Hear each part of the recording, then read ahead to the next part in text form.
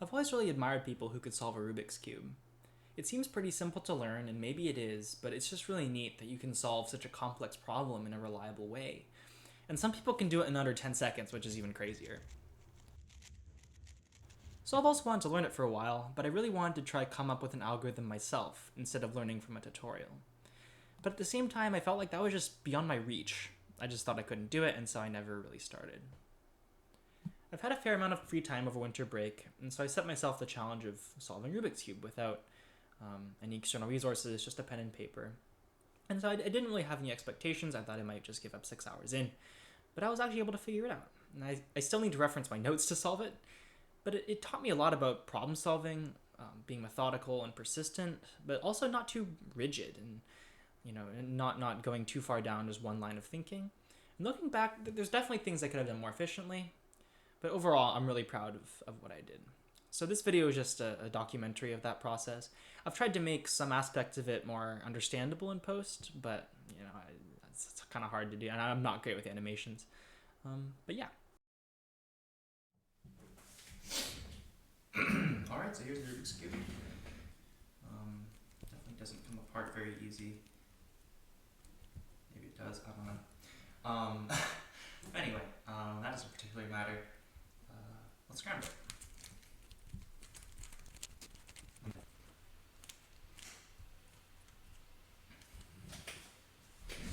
Alright, this looks pretty scrambled.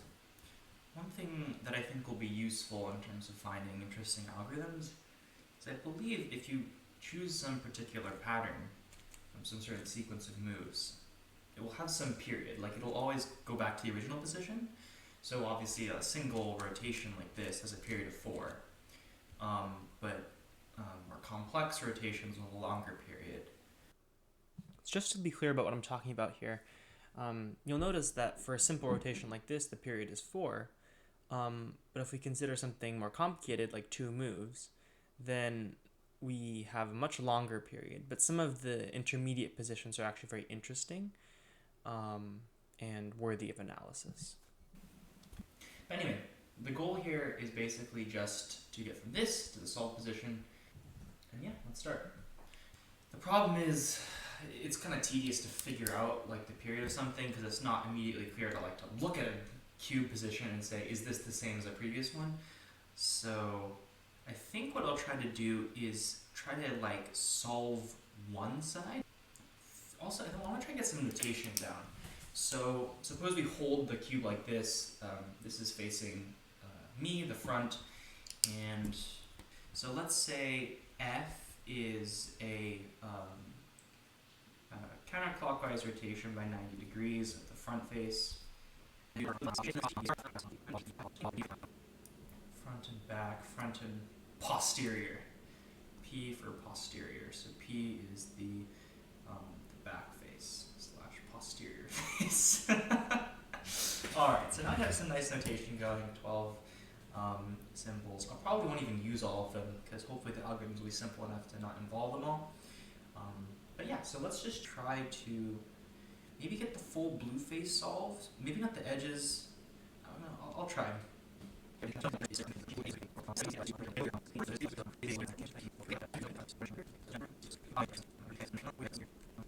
This corner, so that's also not too bad. Oh, okay. So now we have this face solved and these sort of T's on each side. That's significant progress. I think that means less than half is solved, but a substantial amount. Of course, from here on, it's going to get super difficult because now the only face that we can freely rotate without changing any of the solved portions is this top face. But now I think is a good opportunity to try to find these sort of interesting permutation combinations. So I think I'm going to try to do is first find the period of a non-trivial combination. Okay, let's find an edge where the matching, an incorrect edge here where the matching edge is somewhere on this top face. So white and red is right here, and we'd like to sort of move that white and red edge into where it's supposed to be. Like what if we do R prime T, and then sort of the inverse, or not inverse strictly, but I'm doing them in turn RT prime.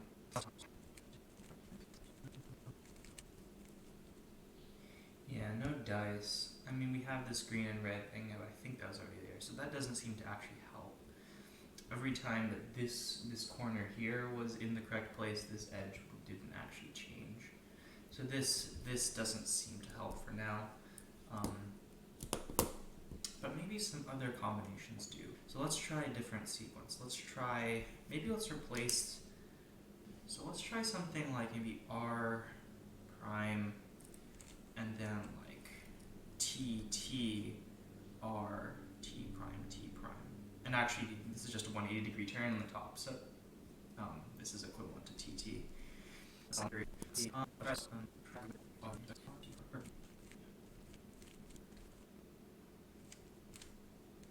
Oh, so this one seems to have period 5, which is kind of cool. But most importantly, this corner was preserved, but this edge changed. Now it's not clear which edge got substituted in here, but I think what we can do, this is definitely, it has to be one of these 4 edges that was put into here. So I think what we'll do, let's track the edges. So I think this should actually give us enough information to figure out how these edges are permuted under this operation. So R prime T R T, and then let's see what happened. So the edge that got substituted in is actually this edge right here. This orange yellow edge moved from here, this edge, to down here.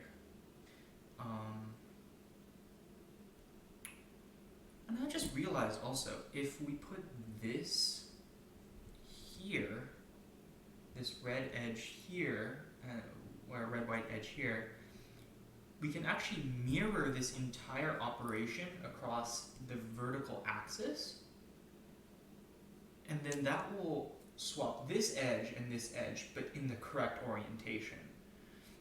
So this with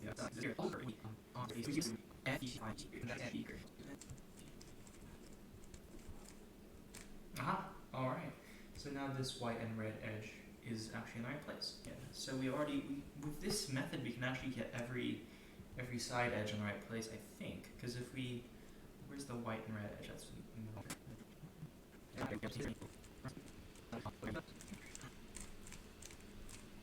there we go. And one final edge here. Alright, so that actually worked. So with this, at this point, we now have 2/3 solved. It's actually quite a bit of progress.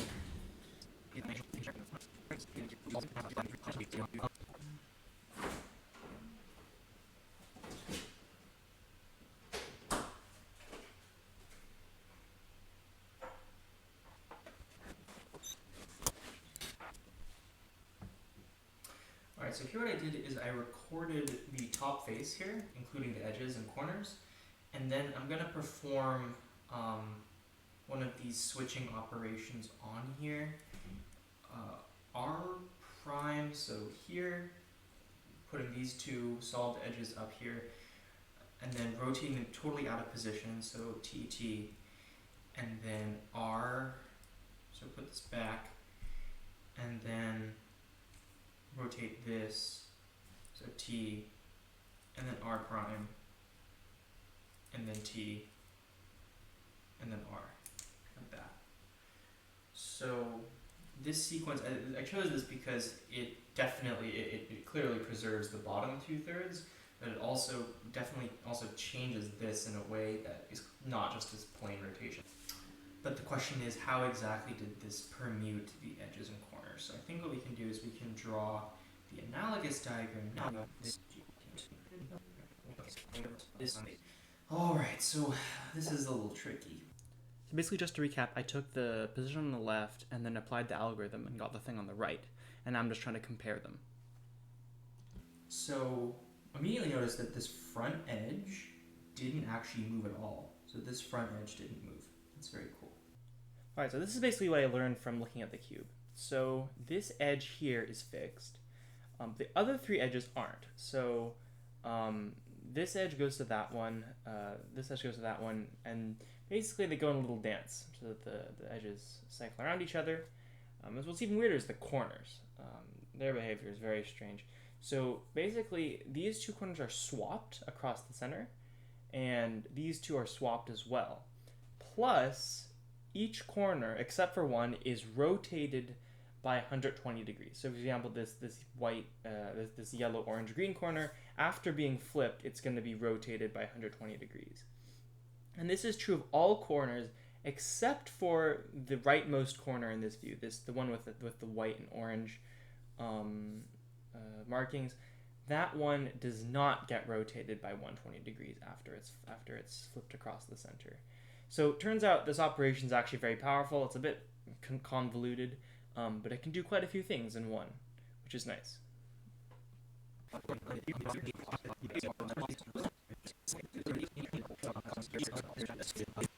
Which might actually have a use. Now, obviously, this combination is a little grotesque, but this could be applied with any of these four faces being the front face. So the question is, can this singular algorithm be applied cleverly in some order on the faces to solve the cube? I suspect the answer is no. So I was like, I thought you could just apply this algorithm over and over and get the answer, but there's some fundamental limitations with it. One of them that I immediately realized is that it never actually takes any of the edges and flips them up. So like we have green faces currently facing sideways, but we need them to face up, and this algorithm never does that. So we need to find something else. We could, I think, use our old algorithm here to move these edges into place. And I think the way we do that, right, is suppose we want to flip, we're going to put this green edge up on here. We would exchange this green edge with this edge. So put this green yellow edge here, which of course would make this edge incorrect. But then we'd exchange this edge with this edge. So we perform these two in sequence, and that would put this green face up here. So basically my idea here was to solve the edge problem with just using the old algorithm to swap edges and basically like swap a top edge with a side edge and then swap it back up in a way where the green face would be aligned in the correct direction. So we'll first perform this flip here. So RT.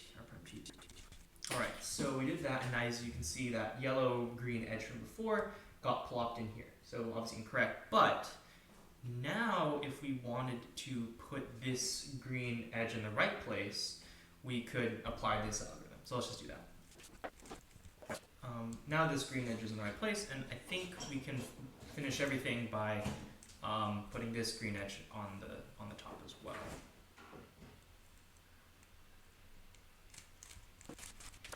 Alright, so just by applying these repeatedly, we're able to put all the green edges facing up. So now this exchange algorithm may even have some merit, because yes, we do permute the edges, but the edges are already, in terms of their vertical facing, they're already in their correct positioning. So already, 30 minutes in, I almost solved it, but it turns out that there's this really annoying parity sort of invariant where only 1/6 of the resulting corner positions I can really solve, and this invariant was what I struggled with for the next hour and a half. And looking back, I just see like so many places where I could have discovered the right answer, but that's the power of it. That's the fun of experimentation.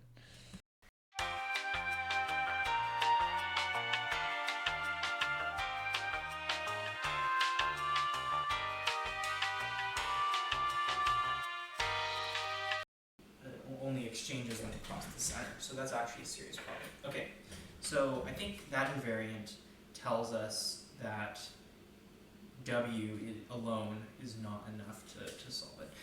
We could try to exchange edges. I guess I should have studied more the behavior of the edge exchanges on the corners here. I didn't actually write down the corners, so I don't know how these algorithms affect the corners. Might as well try just like swapping the edges and seeing what happens to the corners.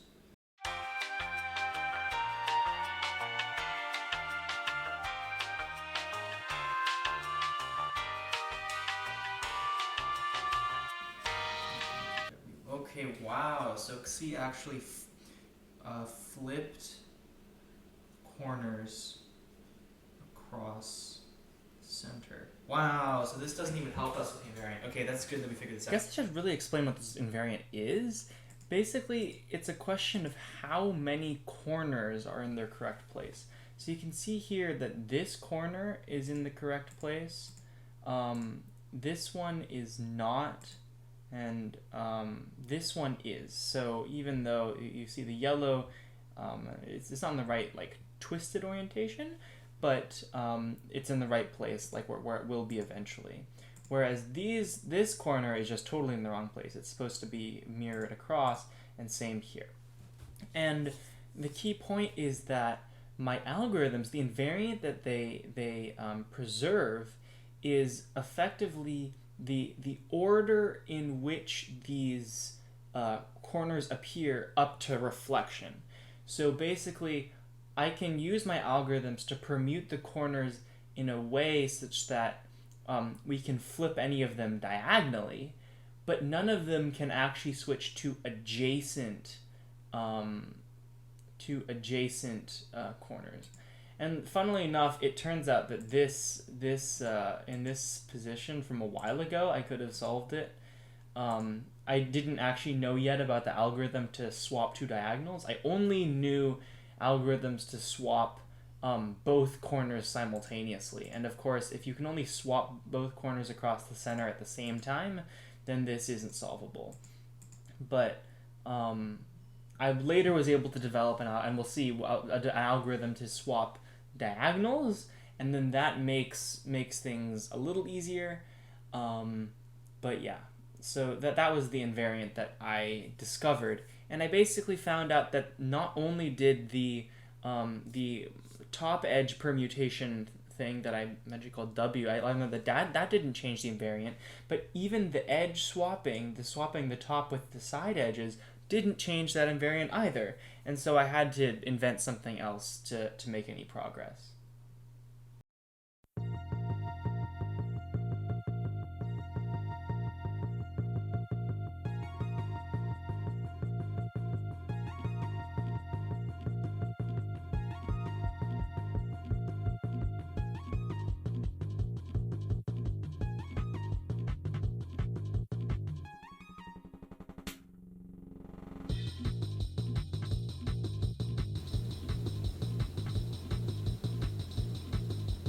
What?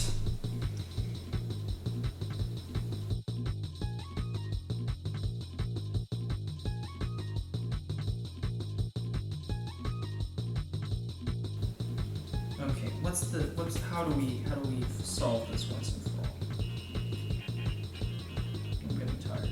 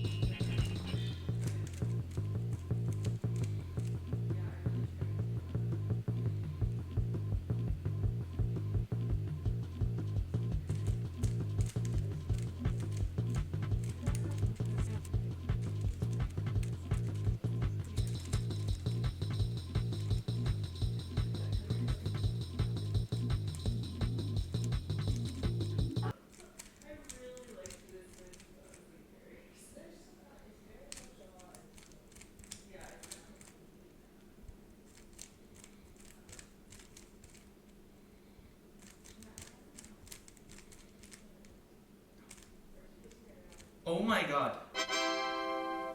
Let's go. It's done. That was the most painful thing, 2 hours. Alright, well, I guess that worked.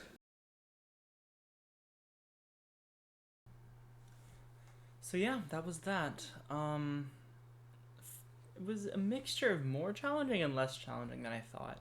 A lot of it was just persistence, just trying things over and over again and trying to get things to work. But also a lot of it was being systematic, writing things down, trying to understand the behavior of things that were complicated but not so complicated that they couldn't be written down. And I think I could have if I'd searched for a better edge swapping algorithm, I think I might have been able to save quite a bit of time, since I was able to get a significant amount of progress in only 30 minutes. Half of it, more than half of it, was just, fucking around and trying to find it. I can now reliably solve a cube in maybe 8 minutes. But yeah, it was a great experience. I really enjoyed it. And I think people should definitely try it. I don't think you have to be super, super smart to figure it out. Just have to be persistent, systematic, and I think it really will help you hone your problem solving ability.